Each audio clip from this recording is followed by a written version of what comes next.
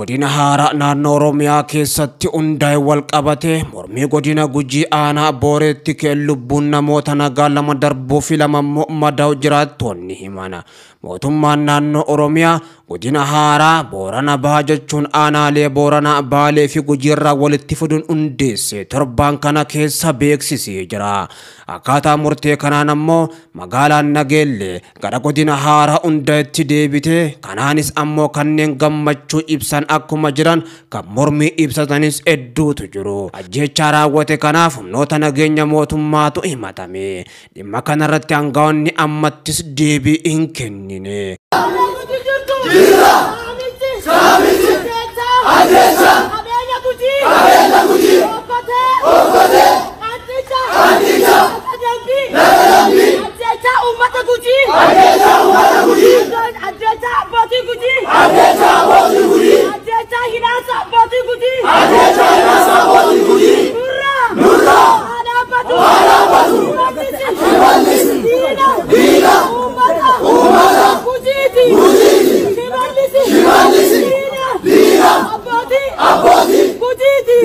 Namni godina Gujii aanaa Booreerra jiraatan nageenya isaaf jecha ammoo maqaan isaatis akka hin himamne gaafachuudhaan dubbatan tokkos lubbuun namoota lamaa darbuu himan.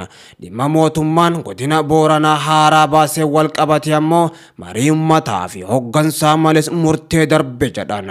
Isuma kanaan wal qabate mormiin ka'ee jira jedhan. Itti dabaluudhaanis ammoo namoonni lama rasaasaan du'uu fi hojjetaan mootummaa tokko wal dhabdee namoota gidduutti uumame lubbuun darbuu himan. Tokko ammoo magaaluma keessaa hojjetaa mootummaati, inni ijoolleen lama ammoo barattoota jechuudhaan dhukaasa banameen lubbuun namoota darbus dubbatee jira. Bilisiginnaan godinoota Oromiyaa haaraa ijaarte wajjin wal qabatee ammoo mormiin jabaanis isaa mudachaa kan jiru oggaatu. Gujii qofarraa otoo hin taane ammoo Baaleerraas mormiin guddaan mootummaa bilisiginnaa mudachuutu himamaa jira. Kana wajjinis wal qabatee ammoo bakkeewwan garagaraatti daandiin cufamaa akka jiruu fi mootummaa Shimallis Abdiisaa balaaleffachuu irrattis uummanni akka argamu himamee jira.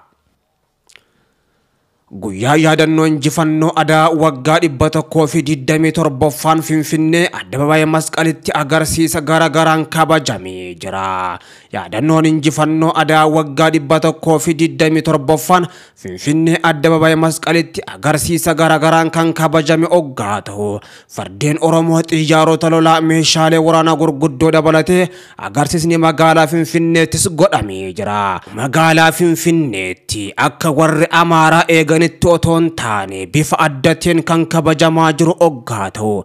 Agarsiisni adda addaa gaggeeffames suuraa Minilik kan of keessaa hin qabne oggaatu ammoo kanaanis fooxeen akka malee dallananii akka jirantu himamaa jira. Agarsiisa kanaan fardeen Oromoo yoo magaalaa Finfinnee dhuunfatanii fi akkasuma meeshaa waraana gurguddoonis magaalaa Finfinnee keessaa fi alaan marsanii yoo mul'atan, gama biraatiin ammoo xayyaarri lolaatis MiG-27 fi kanneen birootis samii Finfinneerra ammoo yoo balali'anis mul'atee jira. Kuni ammoo akka kanaan duraatti kan kabajamaa jiru otoon taane kan durirraa adda ta'uudhaanis kabajamaa jira jedhan keessa beektoonni. Ta'us ammoo warri Amaaraa akkuma durutti suuraa Minilik wajjin ta'uudhaan namoonni hedduun uffatanii kabajuu akka qabanii fi mootummaanis ammoo baanaariiwwan bakka garagaraatti suuraa Minilikin tolchee akka kabajuu eegaa turanillee ammoo faallaasanii bifa addateen fardeen Oromootii fi meeshaalee waraana gurguddoodhaanis Finfinneetti kabajamuun ammoo dubbii bitaa galeedha warra Amaaraatti. Finfinneen har'aan tana Oromoo fakkaatti jechuudhaan hedduun isaanii ammoo kan dinqisiifatan jiraatanis hedduun ammallee mootummaa bilisiginnaa qeequu irratti argaman Abiyyi ammaaf Oromoo araarfachuudhaaf jecha tooftaa garagaraatti fayyadamaa jira. Oromoon ammoo gaafa callisee waan hojii isaatti deebi'uun isaatis hafan qabu jechuudhaan kanneen ammoo qeeqanis baay'eedha. Dhaabbilee mirga namummaa fi siviilii 60 ol ta'an miseensonni mana maree mirga namummaa Itoophiyaa UN sochii Itoophiyaan qorannoo gara ekspoortoota UN dhaabsisuudhaaf deemtu dura akka dhaabbatan waamicha dhiyeessan. Dhaabbileen kun xaaliyaa miseensota mana maree mirgoota namummaa dhaabbata biyyoota gamtoomaniif erganiin kana kan beeksisan. Itoophiyaan garee qorannoo sarbama mirga namummaa yeroo waraana kaaba Itoophiyaa raawwatan jedhaman qorachuuf hunda jalqabuma raayyu mormaa turte.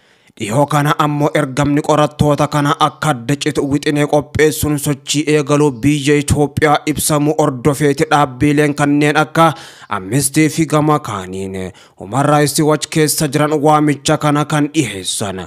Dhaabbileen kun ammoo ibsa isaanii keessatti garee mirga namummaa UN hundaa'e xumuratti tolchuudhaaf jecha wixinee Itoophiyaan qopheessite yaaddoo kan ibsan. Wixineen ergama adda kutuudhaaf qophaa'e kamuu ammoo mormuun ergamaa fi hojii komishinichaaf ammoo deeggarsa qabdan akka ibsitan jechuudhaan gaafatanii jiru. Gareen kun ammoo galma siyaasaa qaba jechuun kan mormite Itoophiyaan qorattoonni dhimma Itoophiyaa qoratan ammoo deeggarsa maallaqaatis akka hin argannes Itoophiyaan socho'aa turte. Baatii gurraandhalaa keessa ministeerri dhimma alaa Itoophiyaa obbo Dammaqaa Mokonnoon ammoo qorannoo UN deeggaramu hojiirra oolmaa waliigaltee nagaa mootummaa fi TPLF jidduutti mallattee gufachiisuu mala jechuun akeekkachiisanii kan turan. Sochiin Itoophiyaa kun dorgomaa kan hin qabnedha jechuun dhaabbileen mirga namummaa fi siviilii kunneen ibsanii jiru. Adeemsi kun waa'ee qorannoo idil addunyaa fakkeenyummaa bal'aa qabu hordofsiisuu malas jechuun akeekkachiisan. Dhaabbileen kunneen sochiin Itoophiyaa miidhamtoonni haqa akka hin arganne taasisa. Dhaabbilee biyya keessaarraa shakkii ibsan mufachiisa jechuudhaanis ibsanii jiru. Itoophiyaan kanaan dura ammoo kanneen badii raawwatan seeraan akka gaafatamanis akka taasiftu ibsite. Gareen ekspertoota dhimma Itoophiyaa qoratu ibsa fulbana keessa baasee mootummaan federaalaa fi michoonni isaa Tigraayitti yakka namummaa raawwatu amanna jedhee jira. Mootummaan Itoophiyaa ammoo argannoo kanas akka hin fudhanne ibsee jira.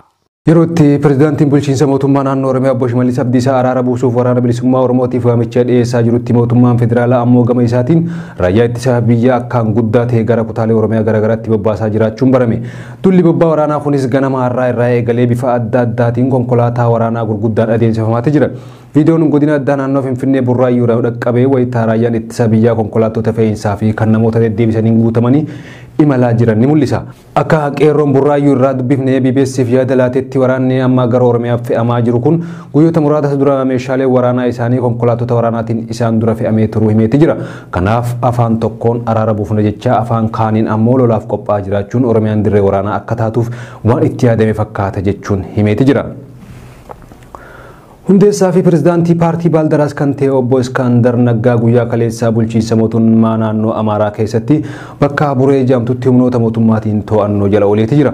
Obbo Iskaandar Naggaa erga paartii Baaldaraas zamu hundeessee geggeessuu jalqabee kaasee magaalaa Finfinnee keessatti finxaaleyyii Amaaraa ijaaruudhaan olola jibbiinsaa Oromoo irratti oofisaa kan ture hoggaa ta'u magaalaa Finfinnee qaama Oromiyaa osoo hin taane ollaa Oromiyaati jechuun bulchiinsa mataa ofii qabattee naannoo akka taatu ni qabsoofna jechuun Oromoota magaalaa Finfinnee irraa mirga tokkollee akka hin qabnee fi afaan Oromoo magaalaa Finfinnee keessatti afaan hojii akka hin taane fisniyoonna jechuun Oromoof jibbisa daangaa dabre qabaachaa akka ture ni beekama. Obbo Iskaandar Naggaa erga waggaa dabree mana hidhaatii baheen booda gara kaaba biyyattii naannoo Amaaraa deemuudhaan hidhattoota finxaaleyyii faannoo fi jaan bakka isaa hidhatanii qubsuma godhatanitti deemee dubbisuudhaan barbaachisummaa qabsoo karaa hidhannoo irratti haasawaa jibbiinsaa Oromootiin guutame godhaa akka ture ni yaadatama. Osuma haala kanaan jiru ji'oota dura yoo siyaasa irraa bilisa ta'eetiin jira ammaan booda ani miseensa paartii Baaldaraas miti jechuun erga labsee booda achi buuteen isaa yeroof dhabameeti ture. Haa ta'u malee obbo Iskaandar Naggaa yeroo dhabamus inni qabsoo waraanaa geggeessuuf karaa naannoo Amaaraa deemee finxaaleyyii faannoo akka ijaaraa tureetu mirkanaa'e. Odeeffannooleen arganne akka mirkaneessanitti obbo Iskaandar Naggaa dhiyaa Goojjimitti finxaaleyyii Amaaraa faannoo jaman gurmeessuun maqaa bilisa baasaa magaalaa Finfinnee jedhamu itti moggaasee mootummaa federaalaa humnaan kuffisuuf akka carraaqaa tureetu dhagame. Akkasumas finxaaleyyii naannoo Amaaraa faannoo finjaan inni gurmeesse lixa Oromiyaatti daangaa ce'uun ilmaan Oromoo jumlaan fixanii warra morma uummata keenyaa muree mukatti fannisee dhiichisaa ture keessaas harki isaa akka jiru beekameeti jira. Kun osoo kanaan jiru guyyaa kaleessaa obbo Iskaandar Naggaa naannoo Amaaraa naannoo Buree jedhamtutti humnoota mootummaatiin marfamee to'annaa jala kan oolee hoggaa ta'u akkuma to'annaa jala ooleen gara magaalaa Baahir Daar geeffame halkan raayyaan ittisa biyyaa fuudhee akka gara magaalaa Finfinnee fidee odeeffannooleen bahaa jiran ni mirkaneessan.